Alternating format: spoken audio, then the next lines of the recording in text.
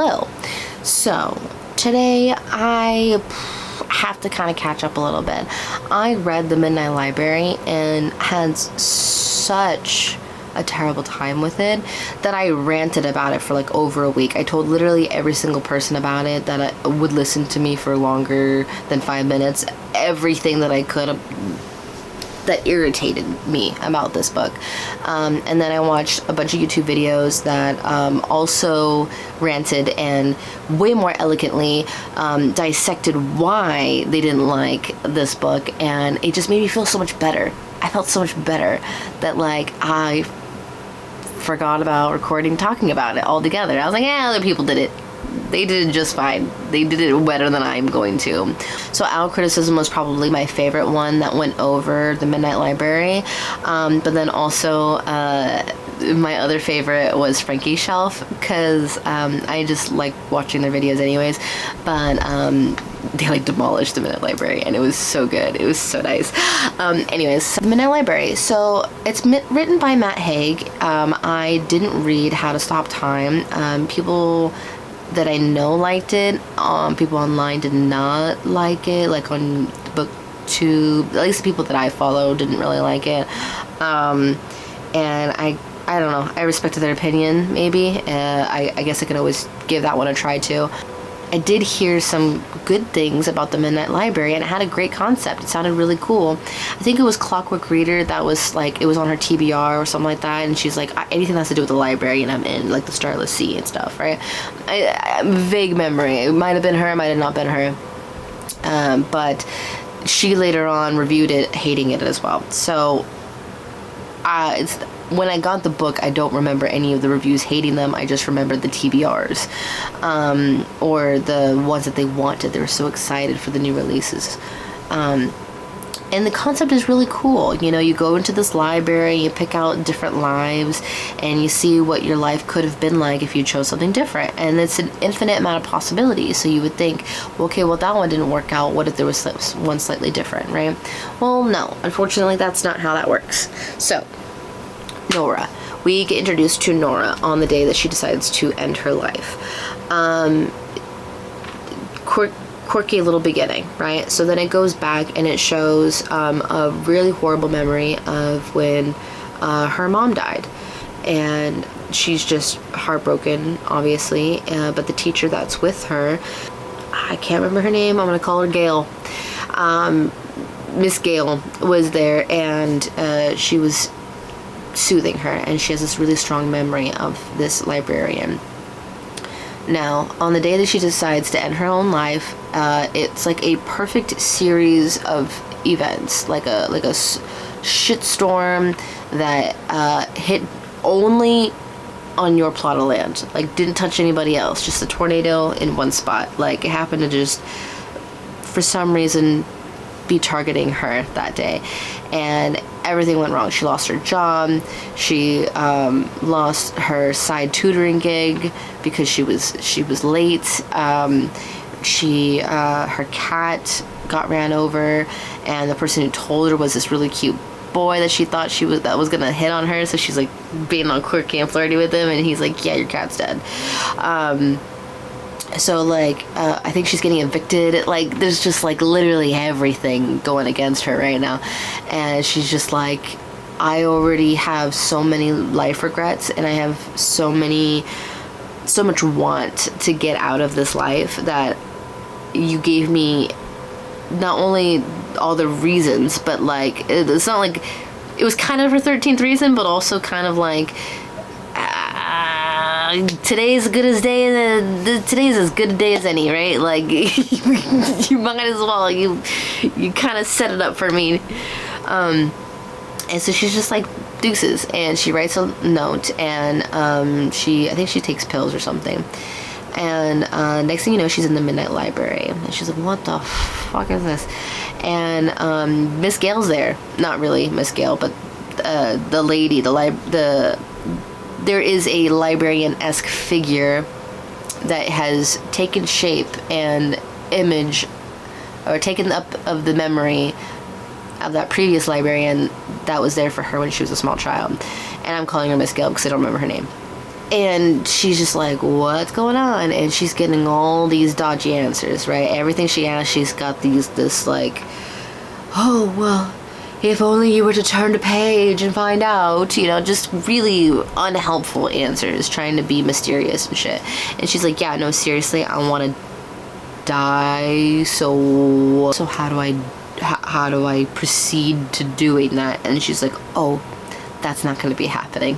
She's like, what? She's like, no, not until you go through the library and go and do all this. And she's just like, why? She's like, no, because you need to basically figure it out. You need to go through this. This is she doesn't even explain why it's important to like the universe, or why it's important to her, or why she's chosen. She's just being told no, and that this is what you're gonna do, basically. Like she doesn't really get a lot of options, and she's like, it's either this or you'll just like basically cease to exist. And she's like, yeah, that's kind of the goal.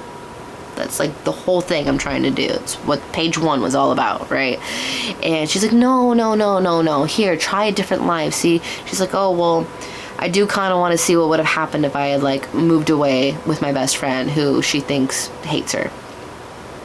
And she goes into opens the book, and she gets sucked into that other life. And she lives in this random apartment with some stoner, and they really accentuate the stoner like stereotypes, like lazy, dumb, just smoking, playing video games all day, low life-esque type of like the girl in Jackie Brown, the blonde chick, the beach bunny, like kind of like her. That's how Izzy is described as. And she's like, you want a rip of the bong? And she's just like, no. Oh, that's not Izzy. That's the roommate. But she's looking for Izzy. And she's like, where is she? She's like, dude, what are you talking about? She died like 4 years ago. And she was like, what? She's like, at your birthday party, remember? She's like, on the way to your birthday party, she died in a horrible accident. Like, dude, you're being weird today. And like, she's just like, that's how she finds out.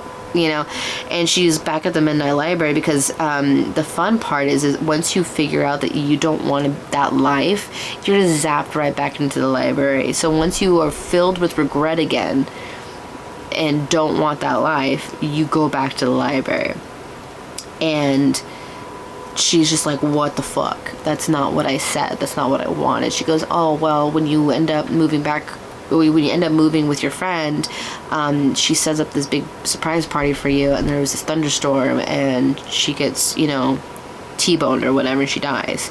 And she's just like, okay, isn't there and you said these were infinite lives, these were infinite possibilities of parallel universes. Can't I just choose the one where she's not dead? And she doesn't really get that answered. I'm gonna answer, yeah. Technically, according to how she's explained the Midnight Library, which is a cajillion times throughout the novel, you can. Is she gonna let you? No. I don't know why.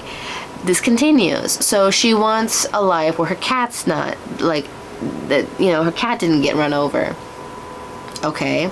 So she lives a life where her cat did not get run over, but she looks for him and she finds him under the couch and he's dead. And she's like, what the fuck? I asked for a life where my cat wasn't dead. She goes, no, you asked for life where your cat's not run over. And she's like, okay, what is this?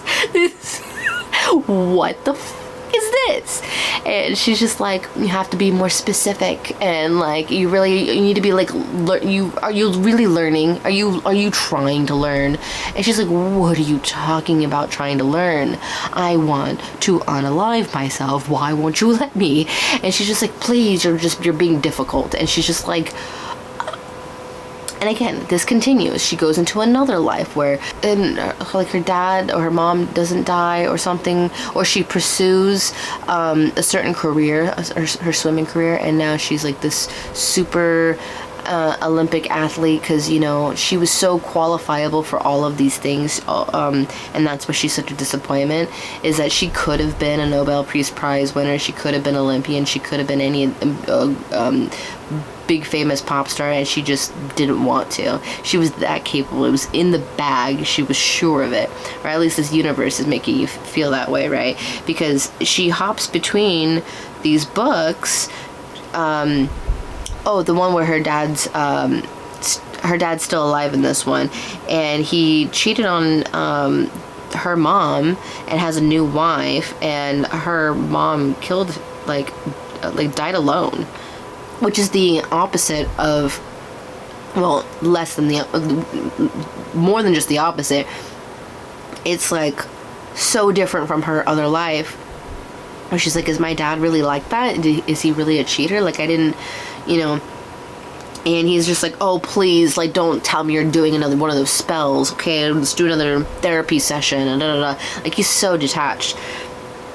And it's like, okay, so the people that you know will be different. Like, they'll be completely different people if you just did a different choice in life that would have changed people's genuine personality.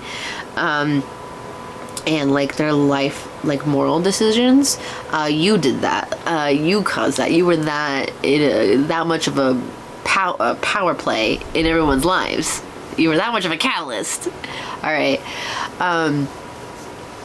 And like when she's a pop star with her brother, she finds out her brother's dead. Like, it's either like someone's dead or someone's alive when they should be dead. And that's where like the drama lies.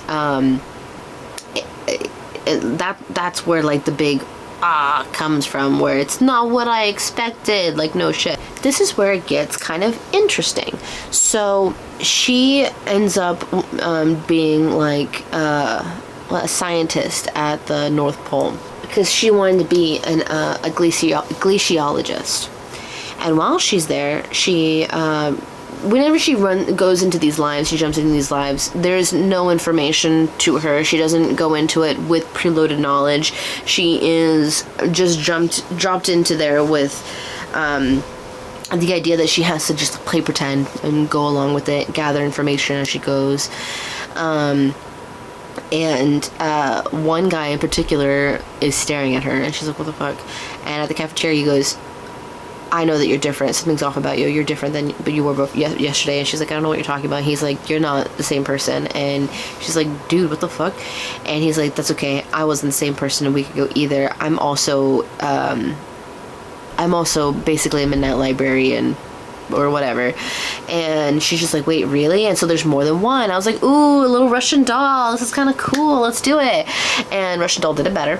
Go check it out on Netflix. Because they don't really do much with this guy.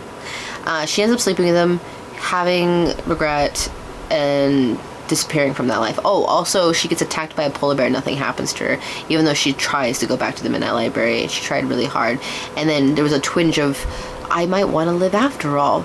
No, you don't want to get mauled by a bear. There's a difference. There's a difference between peacefully exiting the world through pills and being mauled by a bear. I'm not condoning unalighting yourself in general, but I think I understand the difference. The Midnight Library seems to be very gaslighty. I don't know. It's so weird.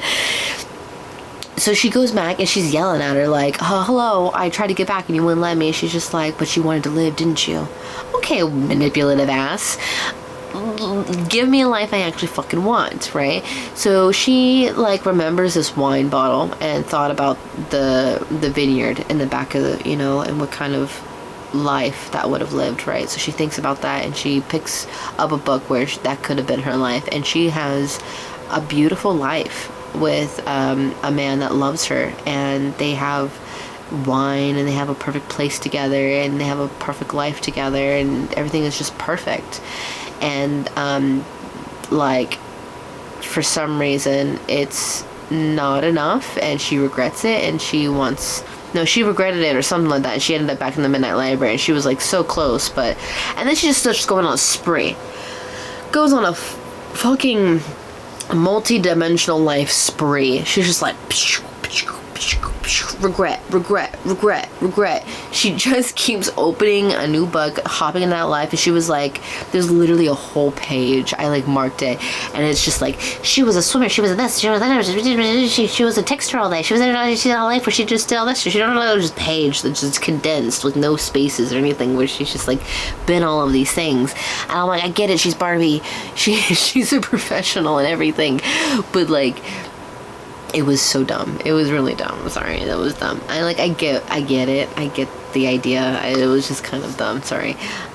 So she gets to a point where she's just so done, and she's just like, and the library is like closing in. The lights are flickering. Everything's shaking.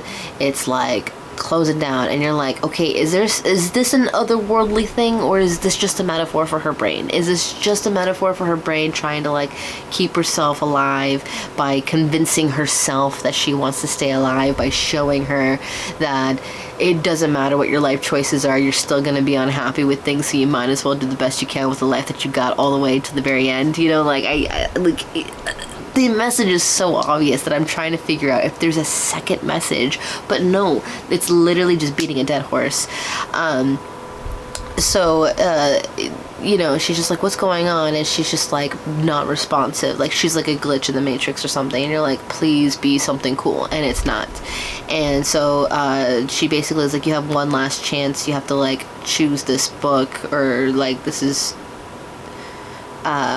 you have to keep trying. It's like for your own sake and for the sake of the library. And she's just like, okay.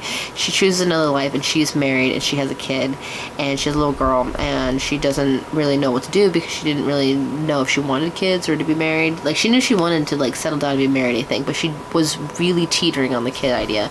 And then now there's a kid, and she's just like, and so she's in that life for a couple of months, and she is just so happy with it. And then I don't know why she's filled with regret. There's a very weird, really random moment where she's in regret, and she can feel herself slipping away, and she kind of takes it back. She's like, no, I don't want to leave. I really don't want to leave. Like, she wants to stay so bad. Like, she's chosen a life. She goes, I choose this life. I choose this life. I don't want to leave. And she's like, I have no regrets. I want to stay. And she's back in the Midnight Library, and she's pissed the fuck off. You know, I chose that life. I chose it. Why did you take me out of it? I chose that life.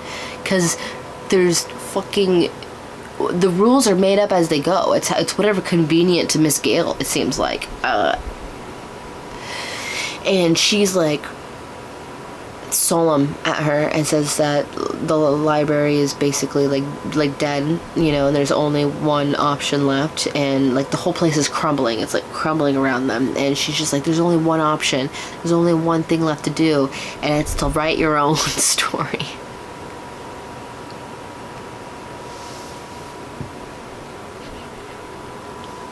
Okay, so like the metaphor is just like on the nose at this point, right? So she opens the empty book and takes a pen and starts writing, and then she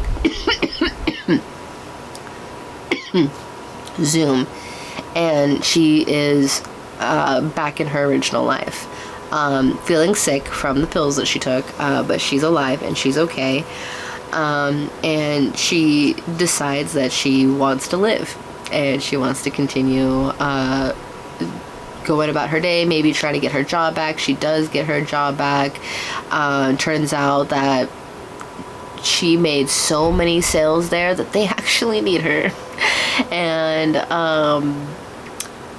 she gets her lessons back from the kid. And she ends up like just doing lessons, I think.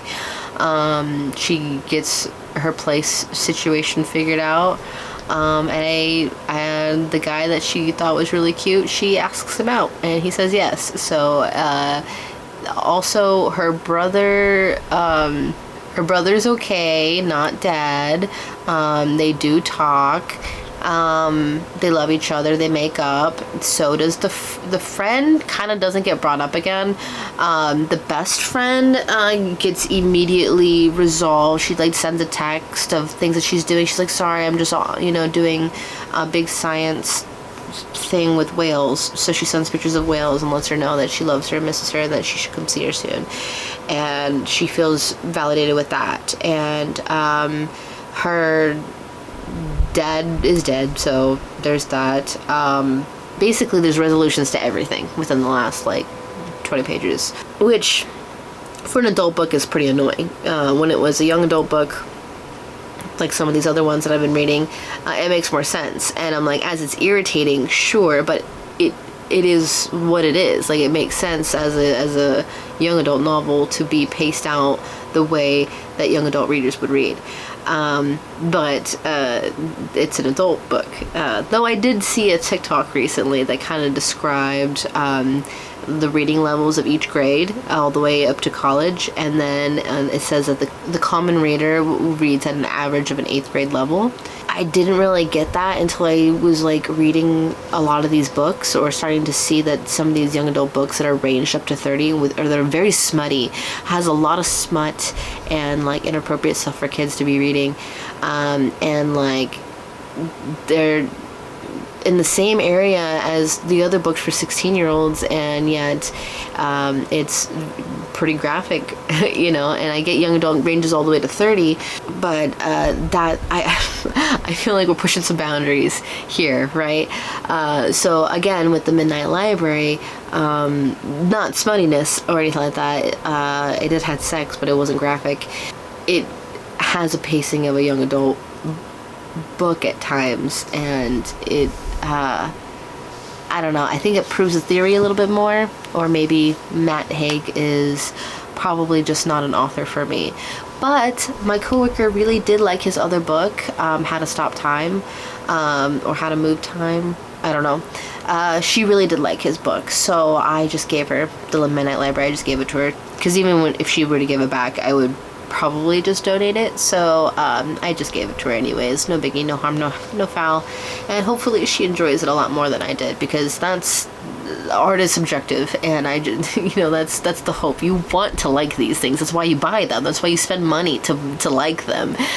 So it is a little disappointing when you don't. And I don't necessarily always blame the author for that. But I do think I am going to for this one. Sorry. Thank you. Bye-bye.